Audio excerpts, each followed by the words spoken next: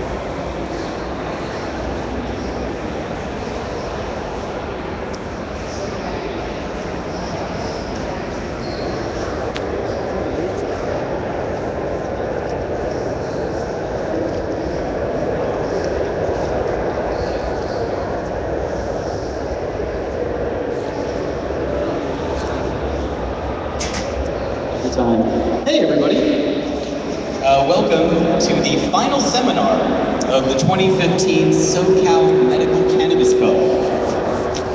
We're really happy that you can be here for this, and we have an excellent presentation. As you can see on the screen, it's about how to not piss off your Cannabusiness clientele, which I think is going to be very enlightening. And to give this talk, we're really happy to have a gentleman here who you can hear on the Russ Belville show. You can read on HIGHTimes.com as a regular contributor. Please give a very warm welcome to Radical Russ Belville. Yeah, woo!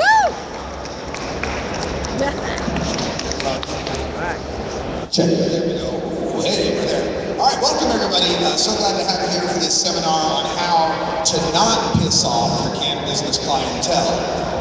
We are in the midst of a green rush. Everywhere you look, CNBC, Fox, CNN, all these channels are covering how much money there is to be made in the green rush. And because of that, we've got people that are getting involved in this business that don't really understand a whole lot about marijuana and its consumers.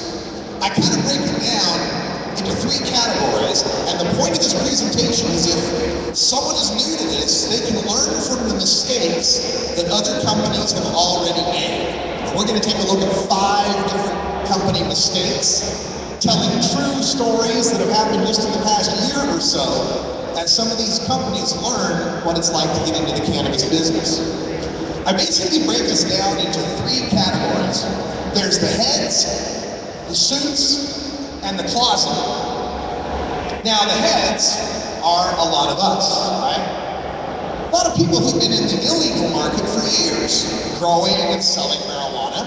And so they have a big advantage getting into this business is they understand a lot about marijuana, how it's grown, who uses it, why they use it. But the downside is being in the illegal market, they got shallow business knowledge. They don't know a whole lot about taxes and paperwork and regulations and zoning and lobbying and all of that. Now the opposite of that would be the suits. Those would be the guys that are in it for the money. People that are investment bankers and MBAs. As far as they're concerned, it could just be cheeseburgers. They don't know marijuana from anything else. They just see dollar signs.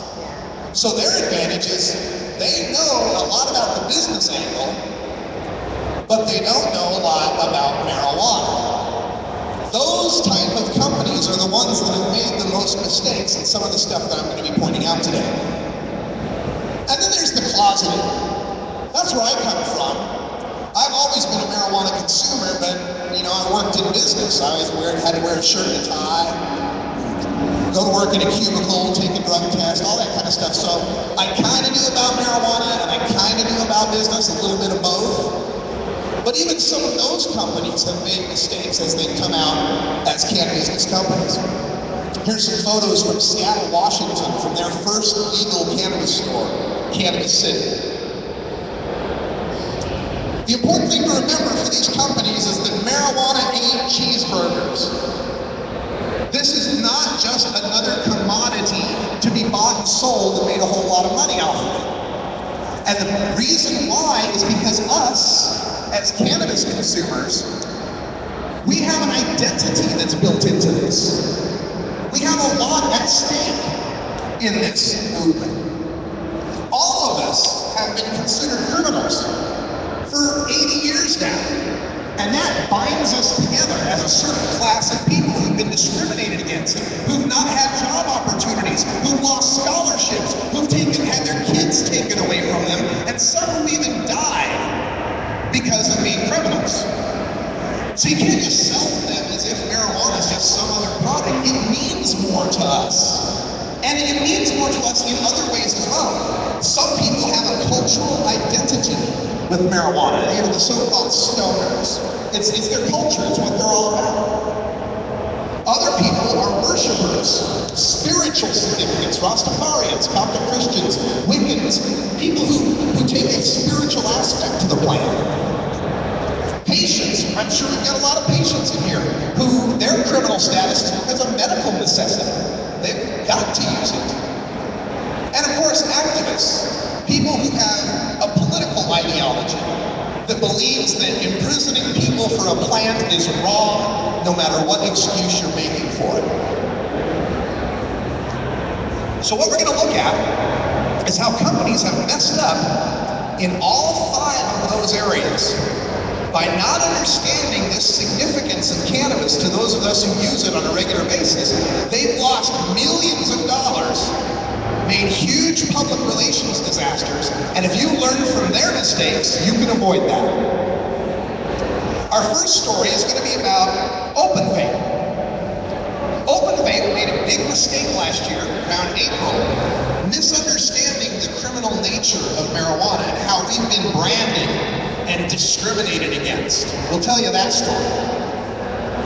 We've got a company called Cannabusiness who didn't understand the cultural identity of cannabis consumers, and by misjudging that cultural identity, turned off a whole lot of potential customers.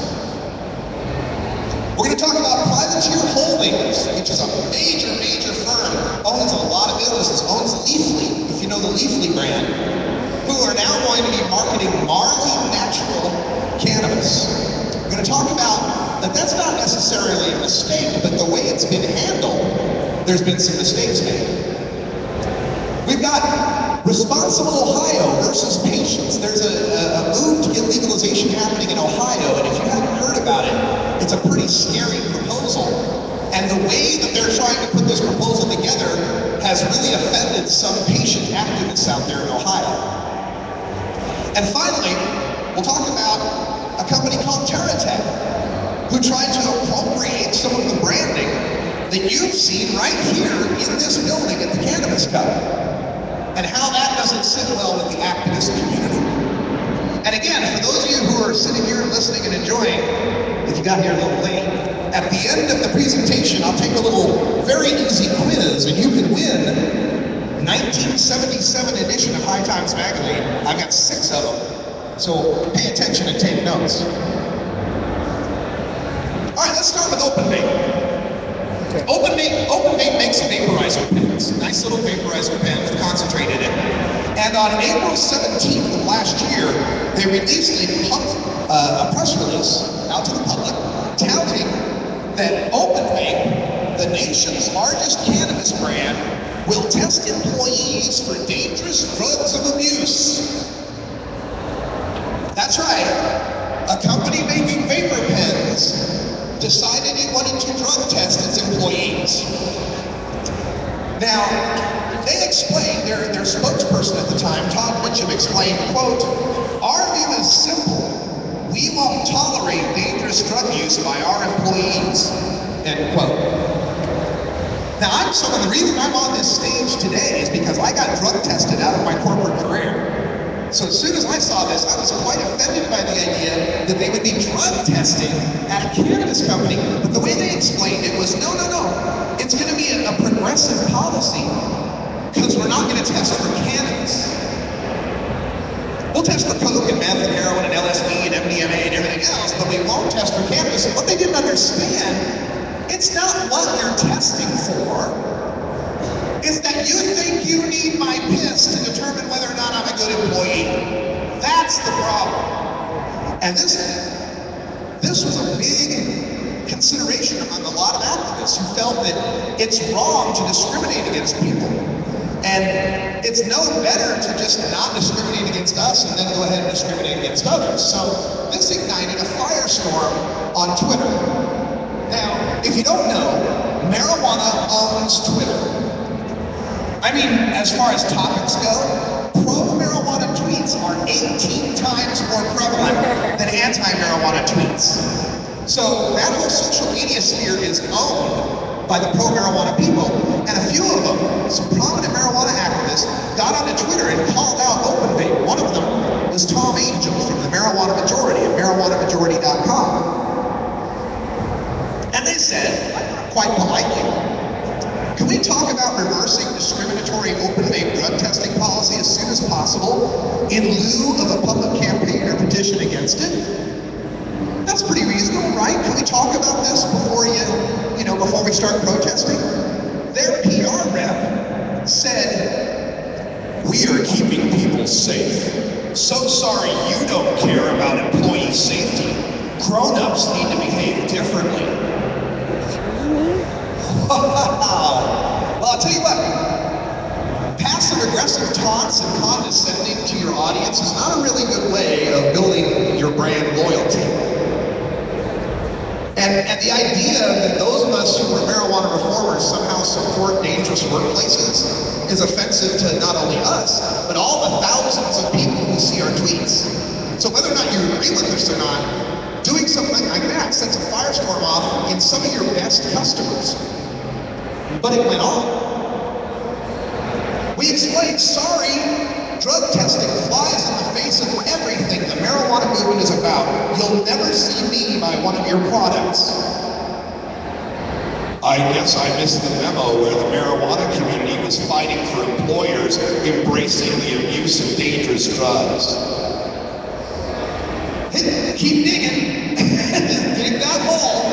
I mean, these people that are saying these things are some pretty influential marijuana activists that have a very large reach, and implying that everyone who follows them supports workplace drug abuse costs you every single follower that reads that. If employers can't decide whether or not an applicant is a meth addict via interviews, they are incompetent. The point here is we must teach the public cannabis doesn't belong in the same category as dangerous drugs. The problem with that language, though, is that's what they used to tell us. They used to tell us we gotta test you for marijuana because it's a dangerous drug. So we understand that when you start using the language of oppression, it's going to affect people. It's going to cost them their jobs and their livelihoods when they don't deserve that. We explained it's a PR strategy gone wrong. You will face backlash from us activists who work to make your industry legal. The strategy was very careful to support mainstream cannabis use but protect the industry from dangerous accidents. Yes, that's what you said about marijuana. That's what you always said marijuana was about, it was protecting us from dangerous accidents. Again, language of the oppressor. And finally, Todd mentioned mess in the memo not to mess with marijuana activists who are so good, we passed laws that led to his industry's very creation. And he closes with condescension. It's unfortunate you did not call me directly. We could have had a real grown-up discussion. Tell you, that guy who's the spokesperson is no longer the spokesperson. He's out of that company.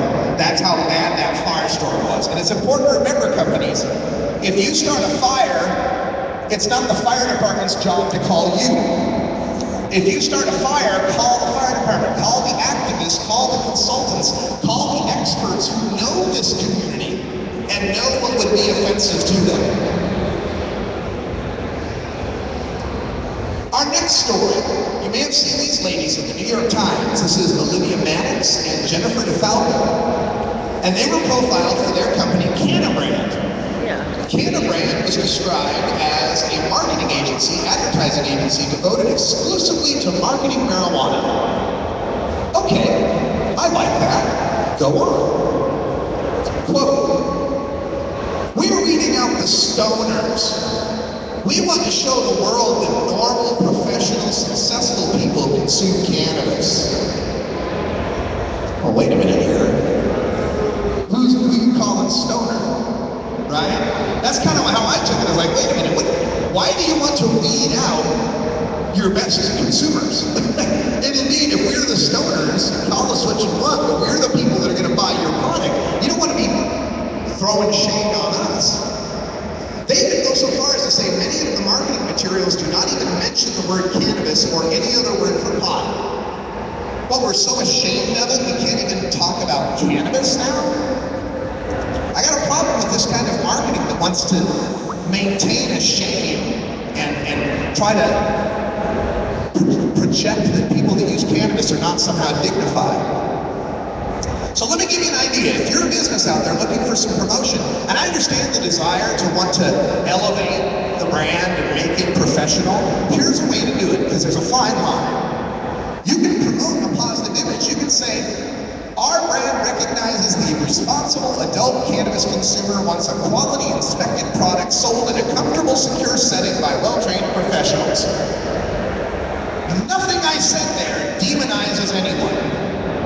It's welcoming, it's inclusive to anybody who might want my product. You can be a dreadlock, tattooed, body pierced, hippie chick twirling in a tie-dye sundress to a jam band playing dead tunes at a hemp festival.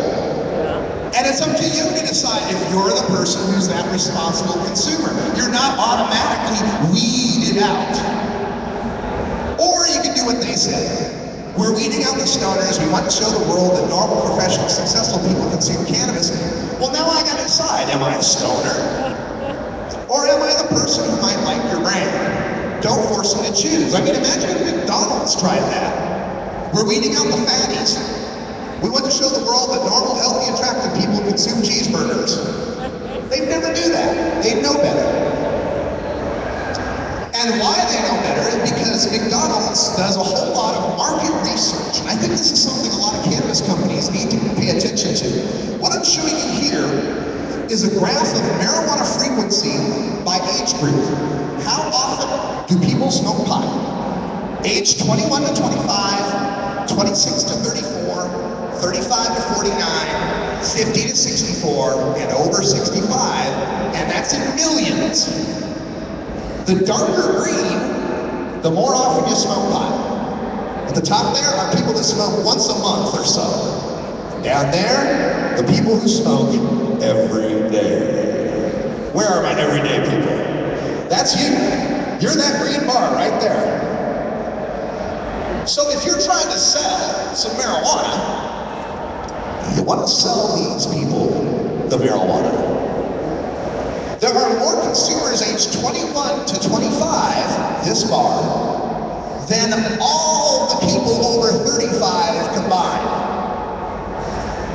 Let's say that again. From age 21 to 25, there are more pot smokers than everyone 35 and older. So know your customers.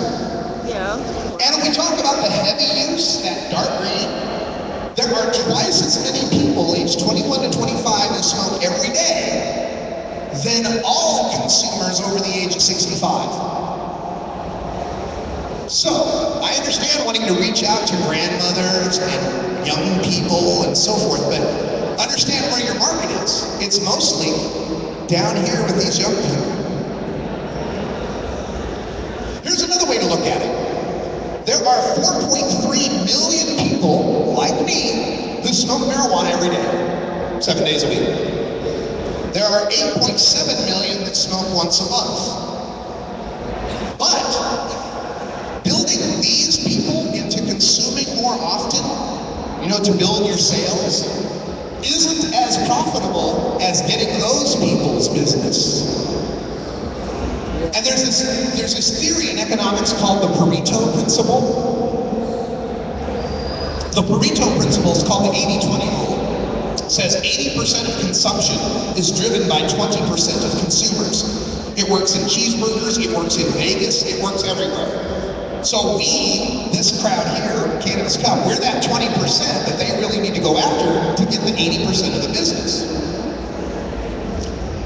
Also consider that those more frequent consumers are going to consume more marijuana. Taking that same graph, and let's just pretend that everyone smokes the same amount every day, which isn't true.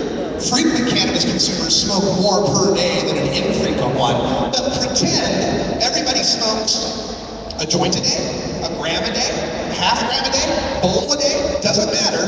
If we do that in raw units, these are 1.8 billion units to the top there, whether the units are grams or ounces or bowls or whatever. Those frequent consumers there, they're consuming 1.6 billion units of marijuana compared to the infrequent consumers who barely top 100 million.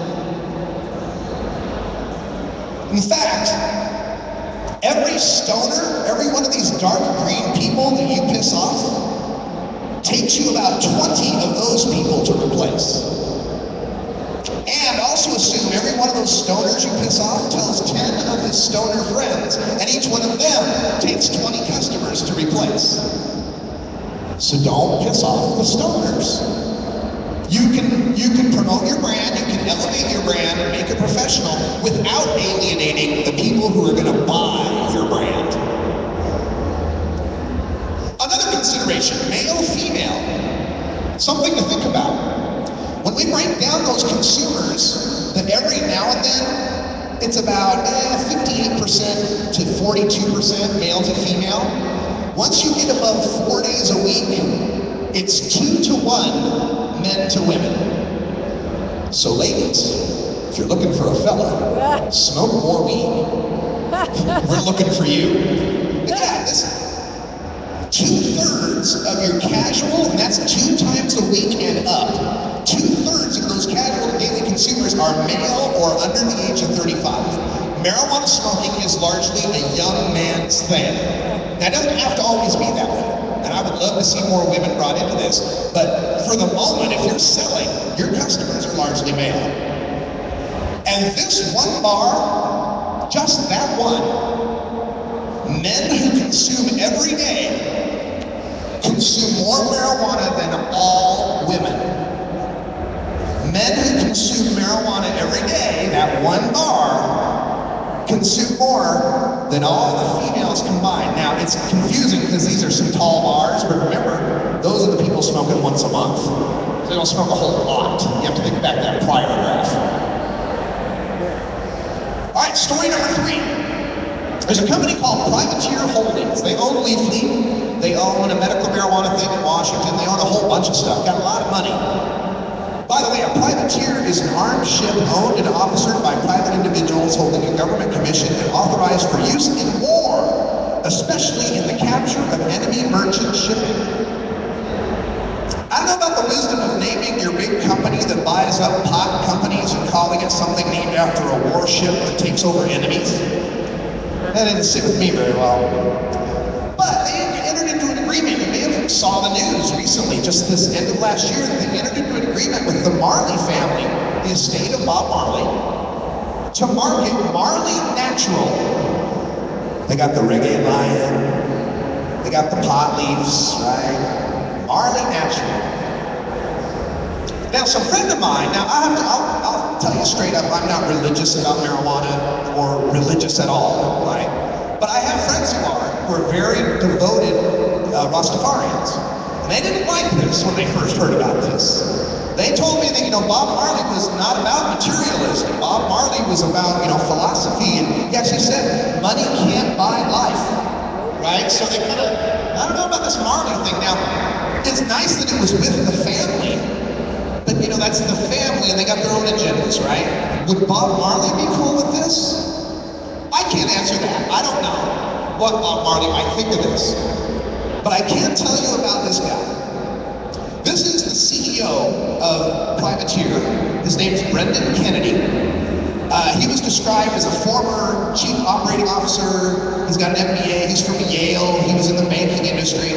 And his quote was that Marley Natural is a premium cannabis brand rooted in the life and legacy of Bob Marley.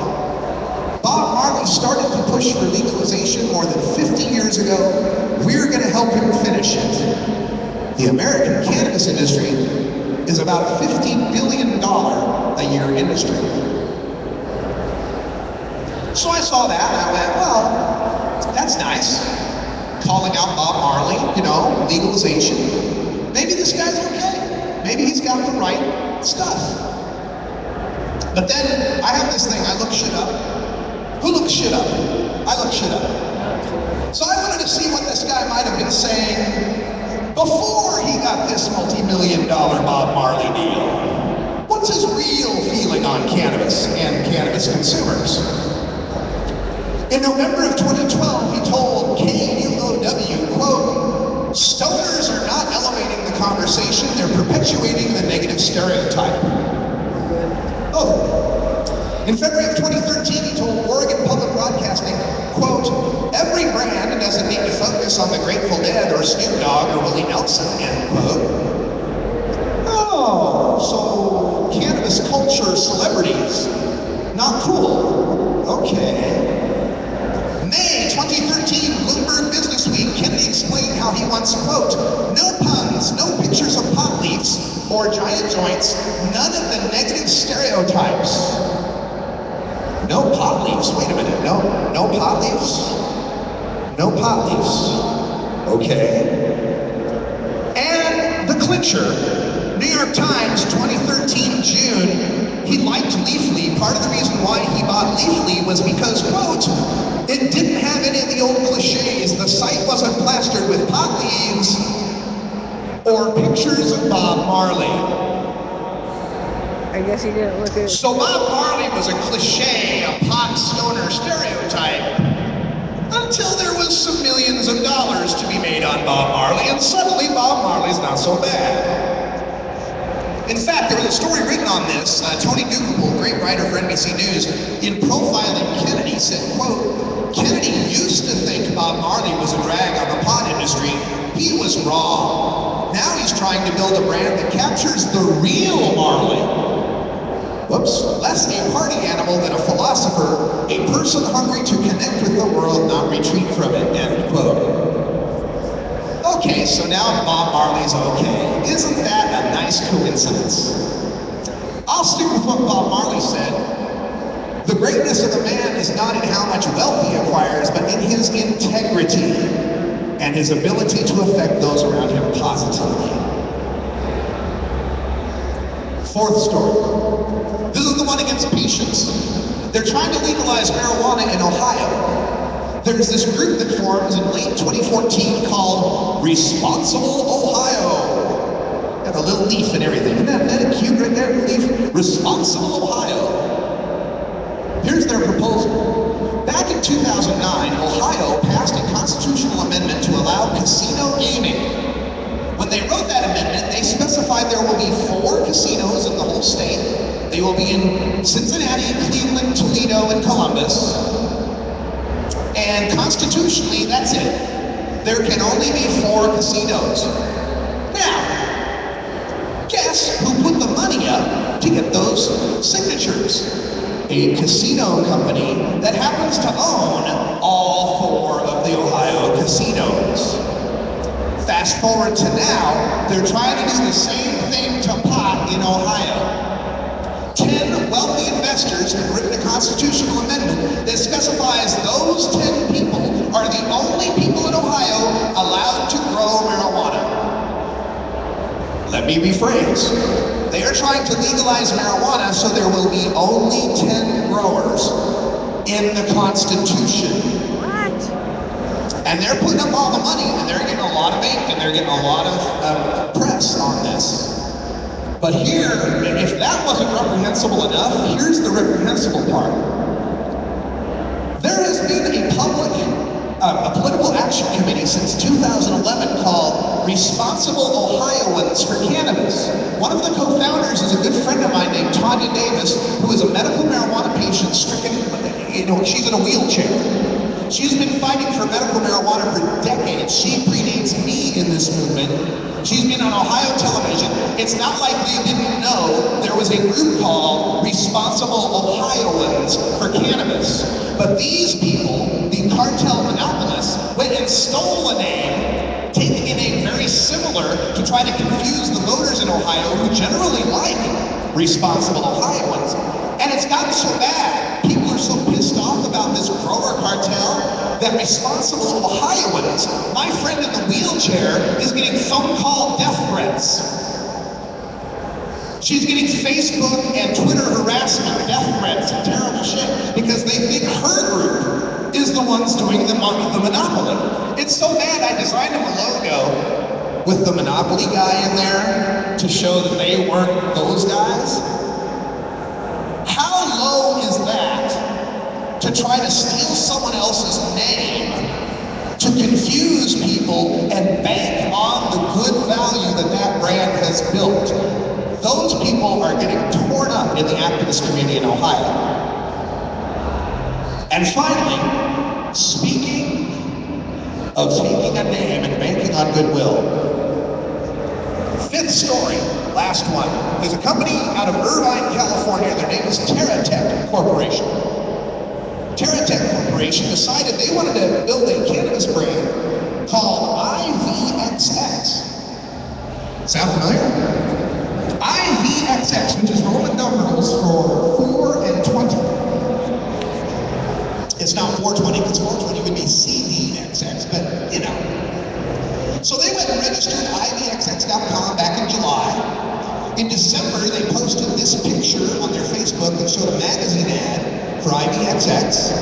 There was a Huffington Post story that said this could be the next major legal marijuana brand. Now, they were denied their trademark. The U.S. Patent and Trademark Office said, well, 420 is an illegal drug reference. You can't patent illegal drug references for the sales of drugs. And they denied it. You cannot use it in commerce. But here's where they messed up. You walk just right over there, you'll see an IVXX booth.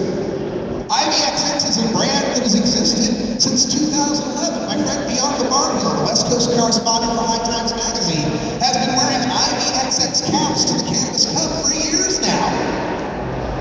She was interviewed in the Denver Post in May of 2013. They've got the booth at the High Times Cannabis Cup.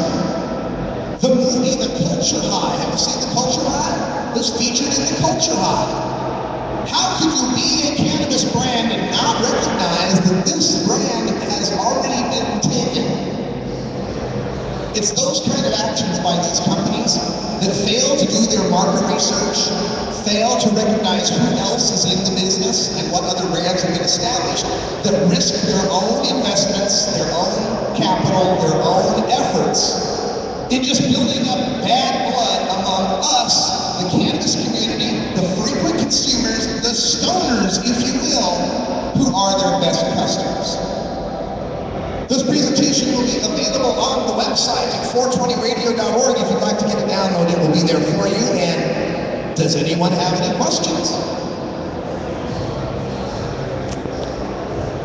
Any questions before I start the quiz? All right, let's do a quiz. This is the June 1977 High Times magazine featuring Blondie, Debbie Harry on the cover.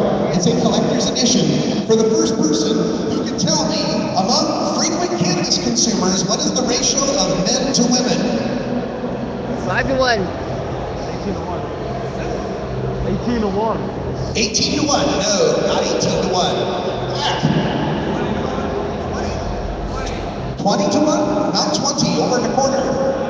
5 to 1. It's 5 to 1. 9? No, not 9. Among frequent cannabis consumers, right here in the front. 2 to 1. You are the winner. 2 to 1. Nice. We got any punk fans? No. I got a Johnny Rotten cover. Johnny Rotten, High Times, October 1977. If you can tell me the name of the vaporizer pen company that tried to drug test its employees, you win that shirt. Okay, hey, you win, man. Johnny Rotten is yours. All right. Right here for you. All right, let's see here. Andy Warhol. Oh. Andy Warhol. The easy one. August of 1977. Andy Warhol. If you can tell me the name of the company that wanted to weed out the stoners. Orange shirt. Cannabrand wanted to weed out the stoners. Yes. That's right there for you. All right, now, this one's May of 77 with the I Remember Civil Defense cover. By the way, if you get these magazines, check out the ads in them. They're hilarious. Oh, it's wonderful. May 1977. If you could tell me the name of the group trying to put a monopoly in Ohio. Nevada? Front? Citizens for Ohio, no, no. Sponsor Ohio, you winner. Yeah. I feel like Price is Right. Come on now.